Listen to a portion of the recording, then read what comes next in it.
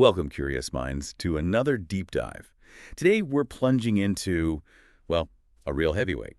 Stephen R. Covey's The 7 Habits of Highly Effective People.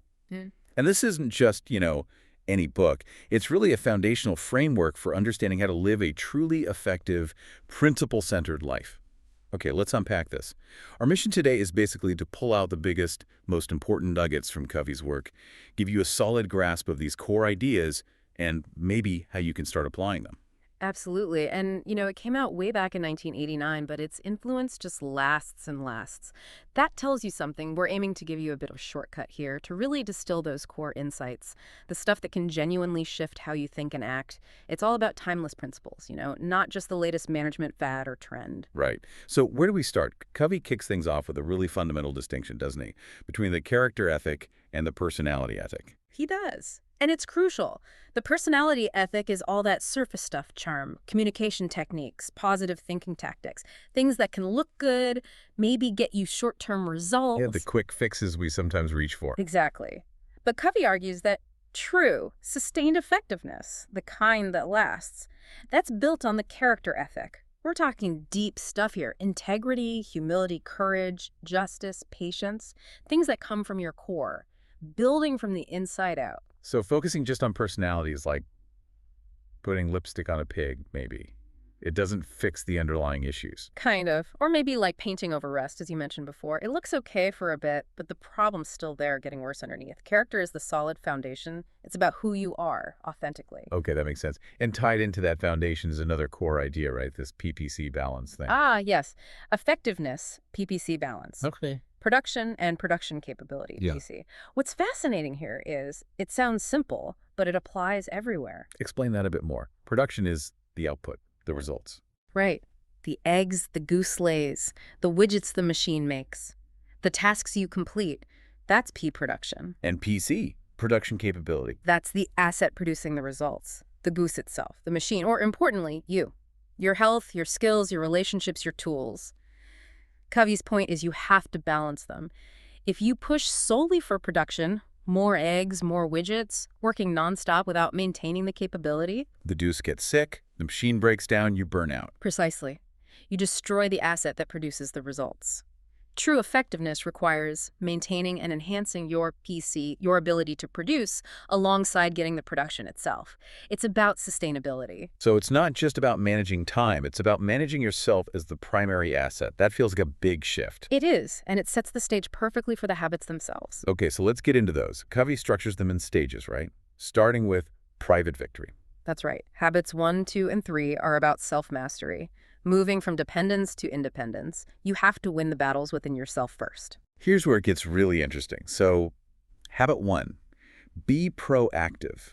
What does that really mean beyond just taking initiative? It's fundamental. It's about recognizing you have the power to choose your response to whatever happens. It's the opposite of being reactive. Reactive people are driven by feelings, circumstances, conditions. The weather's bad, so their mood is bad. Someone treats them poorly, so they react badly. They feel like victims of circumstance, maybe? Often, yes. Proactive people, though, they understand that between stimulus, what happens to them, and response, what they do, there's a space. And in that space lies their freedom and power to choose their response based on their values, not just their impulses. It's about taking responsibility. That sounds like owning your life, basically. It is, and Covey uses the model of the circle of concern versus the circle of influence. Your circle of concern is huge global economy, politics, other people's mistakes, the weather, stuff you care about but can't really control. Your circle of influence is smaller. It contains the things you can do something about. Your habits, your attitude, your skills, how you treat people, your work ethic. So proactive people focus their energy where? On their circle of influence. They work on the things they can change. And interestingly, as they do that, their circle of influence tends to expand.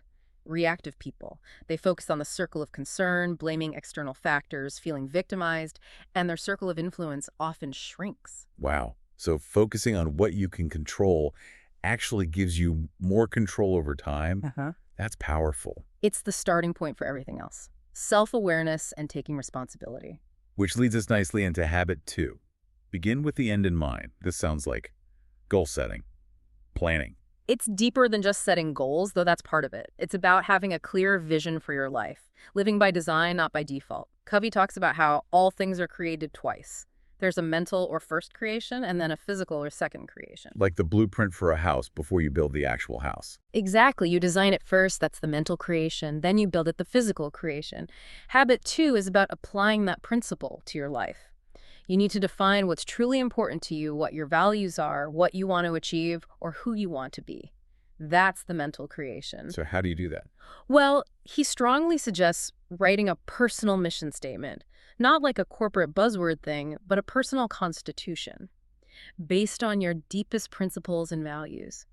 And if we connect this to the bigger picture, the really impactful exercise he suggests is the funeral visualization. Oh yeah, I've heard about this one.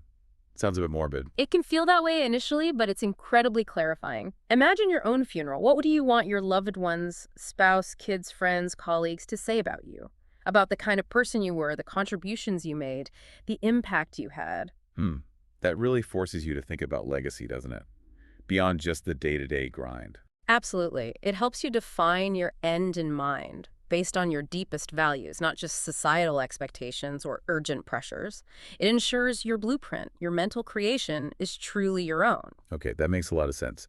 Define the destination before you start the journey. Yeah. But having the blueprint isn't enough, right? You still need to build the house. Precisely. And that's habit 3. Put first things first. This is the physical creation. It's the discipline of executing on the vision you created in habit 2. It's about living out your priorities on a daily, weekly basis. This sounds like time management, but maybe more. Principle-centered. Yes, very much so. It's not just about efficiency, getting more stuff done. It's about effectiveness, getting the right stuff done, the important stuff. And this is where Covey introduces his famous time management matrix. Ah, the 4 quadrants. Can you break those down quickly? Sure. Quadrant is urgent and important. These are crises, deadlines, pressing problems, stuff that demands immediate attention. We all have Q1 activities. Got it. Fires to put out. Quadrant 2 is not urgent, but important. This is the crucial one. Planning, prevention, relationship building, learning, exercise, recreation, identifying new opportunities, proactive work. The stuff that builds long-term capability, like the PC balance we talked about. Exactly. Effective people focus here. Quadrant 3 is urgent, but not important. Think interruptions, some meetings, some calls, popular activities that don't align with your goals. It feels urgent, but it isn't truly important to you. The noise, the distractions, easy to get caught up in. Very easy. And finally, quadrant 4 is not urgent and not important. Trivia, time wasters, excessive relaxation, some phone calls or internet browsing. Escape activities. So the key insight is? The key is to consciously shift your focus and energy towards quadrant 2. By investing time in Q2 planning, preparing, building relationships, taking care of yourself, you actually shrink quadrant all over time. Fewer crises erupt because you've done the preventative work. So it's about being proactive with your time, focusing on importance, not just urgency, saying no to Q3 and Q4 activities to make space for Q2. That's the discipline of habit 3. It's where habits 1 and 2 become reality. Okay, habits 1, 2, 3, be proactive, begin with the end in mind, put first things first. That's the private victory. Mastering yourself. Correct. Building character and achieving independence. Now we move outwards, right, Well, to the public victory stage. Habits 4, 5, and 6. This is about interacting effectively with others. yes, moving from independence to interdependence, recognizing that we can achieve more together than alone, but only if we have that solid foundation of private victory first. Makes sense. You can't build strong relationships if you're not solid yourself. So, habit 4, think win-win. What's the core idea here? It's a frame of mind, really, a philosophy for human interaction. It says that in any discussion, negotiation, or relationship, we should always seek solutions that are mutually beneficial, mutually satisfying. So, not win-lose, where I win and you lose. Exactly. Covey outlines several paradigms. Win-lose is common, competitive, authoritarian. Lose-win is being a doormat, seeking approval. Lose-lose happens when two stubborn win-lose people clash conflict, revenge. Win is just focusing on your own goals, indifferent to the other person. And win-win. Win-win sees life as a cooperative arena, not a competitive one. It believes there's plenty for everybody, that one person's success isn't achieved at the expense of others. It requires integrity, maturity, and what Covey calls an abundance mentality. Abundance mentality versus scarcity mentality. Right. Scarcity mentality sees life as a fixed pie. If you get a big slice, there's less for me. It fuels competition, jealousy, possessiveness. Abundance mentality sees possibilities, options, resources, and opportunities as potentially plentiful. It allows for creativity, cooperation, and shared success. So win-win isn't just a technique. It requires that underlying belief in abundance. Absolutely. And sometimes the best option might be win-win or no deal. If you can't find a solution that benefits both parties, you agreeably disagree to walk away. No deal is better than a bad deal that damages the relationship. Okay, but to even get to a win-win solution, you probably need to understand the other person's needs and perspective, right? Bingo! Which leads directly into habit 5. Seek first to understand, then to be understood. This one is huge. Yeah, I feel like most of us get this backwards. We're so focused on getting our point across, making sure we're understood. We listen with the intent to reply, not to understand. We filter everything through our own experiences, our own autobiography. We evaluate, probe, advise, or interpret, often before we truly grasp what the other person is saying and feeling. So what's the alternative? What does seeking first to understand look like? Covey emphasizes empathic listening. It's listening with your ears, eyes, and heart. Trying to see the world as the other person sees it, to understand their frame of reference, their feelings. It's not necessarily agreeing, but deeply understanding. That sounds hard. It requires setting aside your own stuff for a moment. It does. It takes effort and intention. But the payoff is enormous. When someone feels genuinely heard and understood, it creates trust, lowers defenses, and opens them up to actually considering your perspective later on. You build what Covey calls an emotional bank account. Ah, the emotional bank account. Making deposits through understanding and respect. Exactly. And only after you've truly understood and they feel understood should you focus on being understood yourself, presenting your ideas clearly and respectfully. This raises an important question. How often do conflicts arise simply because people aren't truly listening to each other first? Probably. Yeah. Most of the time. Okay, so we've thought win-win, habit 4. We've sought to understand, habit 5. What happens when we put these together? Synergy happens. Habit 6. Synergize. This is the habit of creative cooperation, meaning the whole is greater than the sum of its parts. It's when 1 + 1 = 3 or 10 or 100. It's about valuing differences, mental, emotional, psychological, and leveraging them to create new possibilities, solutions that nobody thought of individually. So it's not just compromise where everyone gives a little. No, compromise is often 1 + 1 = 1.5. Everyone loses something. Synergy is about searching for a third alternative that's better than what either side proposed initially. It builds on win-win thinking and empathic communication. Can you give an example? Well, imagine a team tackling a problem. Instead of everyone arguing for their own solution, win-lose, or compromising on a watered-down version, they use habit 5 to truly understand all perspectives. They value the different viewpoints, the diverse experiences. By combining those different insights, respecting the differences, they can often generate a completely novel, innovative solution that incorporates the best aspects of all ideas and maybe transcends them entirely. That creative process is synergy. Okay, that's powerful. Using differences as a strength, not a weakness. So, habits 1 through 6 cover personal, mastery, and effective interaction. What's left? The habit that makes all the others sustainable. Habit 7.